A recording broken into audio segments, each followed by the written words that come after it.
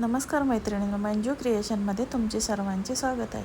तर आज तुम्हाला मी कॉर्न पराठा ही रेसिपी दाखवत आहे. यासाठी मी स्वीट कॉर्न घेतलेले आहेत. त्याच्यात कोथिंबीर, पुदिना, कढीपत्त्याची पानं, मिरची, जिरे आणि लसूण घेतलेलं आहे.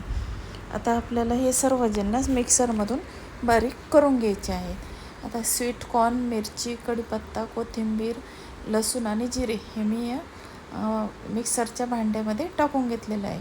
आणि आता थोडंसं मीठ टाकून आपल्याला पाणी न टाकता हे बारीक करून घ्यायचे आहे. यामध्ये पाण्याचा वापर करायचा नाही आणि थोडीशी हळद टाकलेली आहे. तर चला मैत्रिणींनो, आपण आता हे वाटून घेऊया. आता हे आपलं वाटण मी मिक्सरच्या भांड्यात टाकून वाटून घेतलेलं आहे. तर बघा, अशा प्रकारे आता हे वाटून आपलं रेडी झालेलं आहे. आता हा पराठा मी मुलीच्या टिफिनसाठी करत आहे. तर बघा, आता आपलं हे वाटून झालेलं आहे. आता मी एक पोळी लाटून घेणार आहे. आपल्या गव्हाचं पीठ आपण पोळीला जसं भिजवतो त्याचप्रमाणे ह्या पराठ्यासाठी आपण पीठ भिजवून घेतलेलं आहे. आता ह्याची आपल्याला एक पोळी लाटून घ्यायची आहे. आपल्याला 2 पोळ्या लाटून घ्यायच्या आहेत. सुरुवातीला एक पोळी लाटून बाजूला ठेवून द्यायची आणि आता ही दुसरी पोळी लाटून घेतलेली आहे मी. आता याच्यावर थोडंसं तेल टाकायचं आणि आपण जे बॅटर तयार केलेलं आहे ते त्या पोळीवर आपल्याला पसरून घ्यायचं आहे.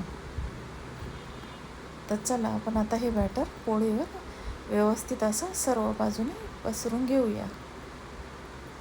आता हे कॉर्नचं बॅटर, स्वीट कॉर्नचं आपण सर्व पोळीला लावून घेतलेलं आहे. आता हे व्यवस्थित सर्व बाजूने स्प्रेड करून घेऊया आपण.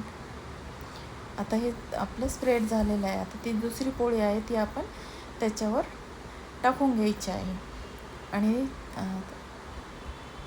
नंतर आपल्याला ते आपल्याकडे जो काट्या चमचा असतो त्याने प्रेस करून आपल्या कडा आपले पॅक करून घ्यायचे आहे. काट्या चमच्याने प्रेस केल्यामुळं ते बॅटर बिलकुलही बाहेर येत नाही. अगदी सर्व पराठा हा अगदी छान व्यवस्थित असा व्यवस्थित कडा त्याच्या दाबले जातात त्या काटे चमच्यामुळं. बघा, आता आपला हा पराठा रेडी झालेला आहे. आता आपण त्याच्यावर तेल सोडून भाजून घेऊया. तर बघा मैत्रिणींना, अशा प्रकारे आता हा आपला कॉर्न पराठा रेडी झालेला आहे. आणि त्याच्याबरोबर आपण सॉस, केचप दिलेला आहे. तर बघा, मी आता हे सर्विंग प्लेटमध्ये सर्व केलेलं आहे. तुम्हाला या पराठ्याची रेसिपी कशी वाटली? तुम्हाला जर आवडली असेल तर माझ्या चॅनलला लाईक, शेअर आणि सबस्क्राईब जरूर करा. आणि तुम्हीसुद्धा हा पराठा करून बघा.